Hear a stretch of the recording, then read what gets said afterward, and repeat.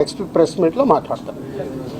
నాకు ముందు కావాల్సింది ఏంటంటే మనందరికీ కావాల్సింది ఏంటి, సీఎం గవర్నమెంట్దా లేక అల్లు అర్జున్దా కాదు, ఈయనకి ఏం సపోర్ట్ చేస్తున్నాం, ఈయన ఫ్యామిలీని ఎలా కాపాడుతున్నాం అనేది మన అందరి రెస్పాన్సిబిలిటీ.